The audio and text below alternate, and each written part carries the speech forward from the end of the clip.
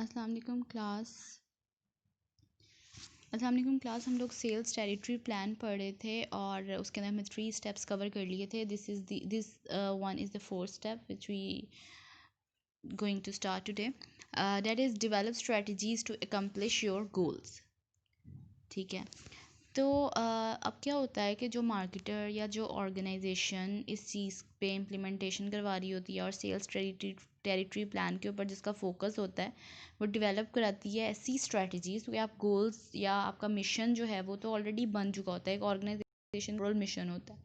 ठीक है. एक विजन होता है जिसके ऊपर आप काम कर रहे होते हैं. उसके लिए आप माइलस्टोन्स डेवलप करते हैं जिसको हम स्ट्रेटजीज बोल सकते हैं, और फिर आप गोल्स बनाते हैं ताकि उन माइलस्टोन्स को अचीव कर सकें और अल्टीमेटली उन गोल्स और ऑब्जेक्टिव्स को अचीव करने से आप अपने मिशन की तरफ बढ़ते हैं और फिर मिशन से आपका विजन एकम्प्लिश होता है या उसका कोई पार्ट एकम्प्लिश होता है. ठीक है. तो आपको स्ट्रेटजीज डेवलप करनी है अपने गोल्स को पूरा करने के लिए, एकम्प्लिश करने के लिए. अगर आपको अपने कस्टमर सेगमेंट्स क्लियर हैं, और क्योंकि हम टेरिटरी की बात करें दैट मीन्स एरिया, और वही आपका सेगमेंट है जिधर आपने टारगेट करना है. अगर आपको वो क्लियर है तो फिर आप स्ट्रेटजीज़ जो आपकी बनी होती हैं उस सक्सेस की तरफ जाती हैं. ठीक है. जो इन्फॉर्मेशन कलेक्ट की जाती है, अगर आपने उसके ऊपर काम करें तो आप बेस्ट रीजन्स को या बेस्ट मार्केट्स को आइडेंटिफाई कर सकते हैं और आपके जो सेल्स रैप्स हैं वो वहाँ पर अपना बेस्ट पॉसिबल इनपुट और उधर से आउटपुट जनरेट करवा सकते हैं. ठीक है. जो आपने स्वॉट एनालिसिस हम लोगों ने ऊपर पढ़ा है वो हमें ये आइडिया देता है कि हम क्या चीज़ बेटर रहेगी, हमारे पास रिसोर्सेज में बेस्ट अवेलेबिलिटी किस चीज़ की है, हमारी टीम मेंबर्स के स्किल्स क्या हैं, टैलेंट्स क्या हैं जो कि उस टेरिटरी में बेहतर परफॉर्म कर सकें. तो वो स्वॉट एनालिसिस इसलिए किया जाता है या और एनालिसिस इसलिए किए जाते हैं इंटरनली. जो आपके जो कस्टमर सेगमेंट्स होते हैं वो will help you figure out how often different accounts should be contacted and how to contact them.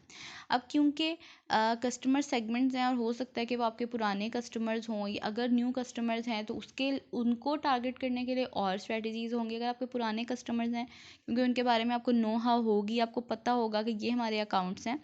ठीक है. फॉर इंस्टेंस आपके 10 कस्टमर्स हैं, डैट मीन्स कि अब आपके 10 अकाउंट्स हैं. तो और वो पुराने हैं तो पता होगा, जो मैनेजर होगा या फिर जो रैप होगा उसको पता होगा कि इसको मैंने किस तरह कांटेक्ट करना है. इसको मैं हफ्ते में 2 दिन भी जाके मिल लूँ तो इट्स इनफ. अगर मुझे रोज़ या 2 दफ़ा जाना पड़े तो इतनी मुझे मेहनत की ज़रूरत है इस रीजन में या नहीं. तो इट डिपेंड्स कि आपका क्या रिजल्ट्स आ रहे हैं, जो आपने होमवर्क किया है स्वॉट की शक्ल में या और किसी एनालिसिस की शक्ल में, वो आपको क्या बता रहे हैं. तो टेरिटरीज़ को इस तरह भी डिफ़ाइन किया जाता है कि जो अकाउंट्स हैं उनको कितना कांटेक्ट करने की ज़रूरत है और उनको कैसे कांटेक्ट करने की ज़रूरत है. कई दफ़ा सेल्स रैप्स को जाना भी नहीं पड़ता और फ़ोन्स के थ्रू ही ये सारा कुछ हो जाता है, लेकिन कई दफ़ा आपको उनसे फ़िज़िकली मीटिंग करनी पड़ती है. फिर ये क्वेश्चन कंसीडर किए जाते हैं जब भी आप अपनी स्ट्रैटेजी को क्रिएट कर रहे होते हैं या करना चाहते हैं कि आप अपने करंट अकाउंट्स के पास कैसे जाएंगे. जो आपके करंट सक्सेसेस हैं उनको आप किस तरह फैसिलिटेट करेंगे या उनको कितनी रिलैक्सेशन दे रहे होंगे. न्यू लीड मतलब न्यू कस्टमर्स को आप कैसे अट्रैक्ट करेंगे. कहाँ पे आपको इम्प्रूवमेंट की ज़रूरत है, किस टेरिटरी में जो आपका सेल्स वॉल्यूम है वो कम है. ठीक है. सेल्स वॉल्यूम को आप रिलेट इसलिए करते हैं क्योंकि अगर आपसे सब जो आपके अकाउंट्स हैं वो सेटिस्फाइड हैं तो आपका सेल्स वॉल्यूम ज़्यादा होना चाहिए मंथली और वीकली और क्वार्टरली. अगर उसमें रिडक्शन आ रही है या उसमें इंक्रीज़ नहीं आ रहा, डेट मीन्स कि कोई मसला है. तो वो चीज़ आपको आइडेंटिफाई करनी पड़ती है. How does your team need in order to reach their goal and targets. ठीक है. आपकी टीम नीड्स क्या हैं. ऐसा तो नहीं है कि उनको रिसोर्सेज कंप्लीट नहीं मिल रहे जिसकी वजह से वो अपना बेस्ट नहीं प्रोवाइड कर पा रहे. हम इसमें ये समझते हैं कि अगर आपकी प्रोफेशनल फील्ड है तो इसमें आपको कोई पर्सनल इश्यूज़ ही नहीं आ सकते, लेकिन ऐसा नहीं होता. कई दफ़ा आपको ऐसे पर्सनल इश्यूज़ होते हैं जो आपके प्रोफेशनल उसको इम्पैक्ट कर रहे होते हैं. कई दफ़ा कोई नेचुरल इस तरह की चीज़ें हो जाती हैं जो कि कंसीडर करनी पड़ती हैं. तो टीम नीड्स का भी ख्याल रखना होता है आपके मैनेजर ने, जो कि आपको हेल्प करता है कि आप अपने गोल और टारगेट्स को अचीव कर सकें.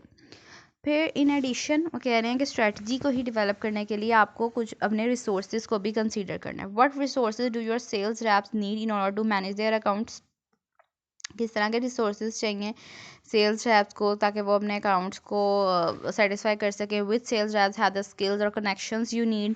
कौन से सेल्स रिप्रेजेंटेटिव्स हैं जिनके पास स्किल्स और कनेक्शंस हैं जो जिनकी ज़रूरत है।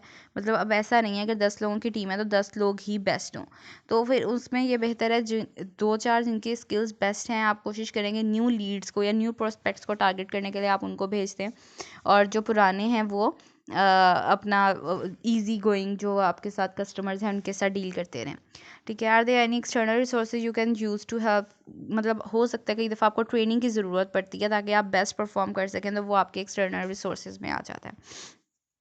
When creating your action plan, don't forget to look at what your high leverage actions are, what resources are needed, due dates and key milestones. मतलब of course हर चीज़ आपकी डिपेंड कर रही है या इंटर रिलेटेड है कि आपके कहते हैं ना action speaks louder than words. अब आपके पास एक मिशन है, एक ऑब्जेक्टिव है, एक गोल तो सेट है, लेकिन आप किस तरह उस पर रिएक्ट कर रहे हैं या एक्ट कर रहे हैं ये सबसे ज़्यादा मैटर करता है। तो इसमें आपके रिसोर्सेज इंपॉर्टेंट रोल प्ले करते हैं कि आपके पास इतने स्किल्स हैं कि आप उनको इजीली कन्विंस कर सकें कि आपको एक्सटर्नल रिसोर्सेज की ज़रूरत तो नहीं है इस चीज़ में। कुछ लोग होते हैं वो बहुत शो ऑफ को पसंद करते हैं, आप उनको किसी सेलिब्रिटी का या किसी हाई अथॉरिटीज़ में किसी का रेफरेंस देते हैं तो वो उससे सेटिस्फाइड हो जाता है। कोई कुछ ऐसे होते हैं जिनको आप साथ गिफ्टिंग दे रहे हो या कोई इस तरह की चीज़ प्रोवाइड कर रहे हो तो वो सेटिस्फाइड हो जाते हैं। तो आपको ये जानना पड़ता है कि किस तरह की जगह पे आप जाकर अप्रोच करने वाले हैं, किस तरह के वो लोग होंगे। Next point is review and track your results. फिर आपने क्या करना होता है, देखना होता है सेल्स टेरिटरी प्लान क्योंकि आप बना रहे हैं उसमें आपने क्या देखना है। मतलब आपको टाइम चाहिए होता है देखने के लिए कि जो आपके रिजल्ट्स आ रहे हैं वो सफिशेंट हैं आपके प्लान के अकॉर्डिंग या नहीं है। ठीक है। आपको इस तरह का प्लान या इस तरह का पाथ चूज़ करना होता है कि जो आपको रिजल्ट्स एक्सपेक्टेड हैं वो आपको मिलें।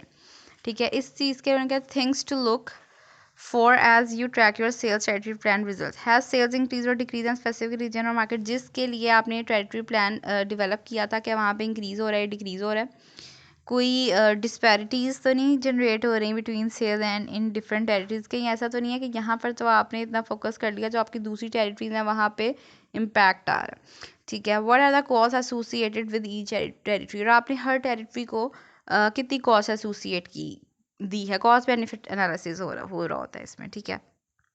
Are any sales are struggling to keep up with their leads. ऐसा तो नहीं है कि न्यू लीड्स को अट्रैक्ट करने के लिए सेल्स रैप बहुत ज़्यादा स्ट्रगल कर रहे हैं, उनको वो रिजल्ट्स नहीं मिल रहे। क्या जो सेल्स रैप्स हैं वो अपने कोटाज मीट कर रहे हैं, मतलब जो उनको डिज़ाइंड उनके टास्क हैं वो मीट कर रहे हैं या नहीं। Are any market underserved any need of more assigned sales rep. कहीं ऐसा तो नहीं है कि आपके जो सेल्स फोर्स है वो उस टेरिटरी के लिए कम है और आपको ज़्यादा सेल्स फोर्स की ज़रूरत थी। तो ये सब चीज़ें इन 2 पॉइंट्स में देखी जाती हैं। नेक्स्ट ये how to evaluate your sales strategies, ये हम नेक्स्ट क्लास में स्टार्ट करते हैं। Thank you.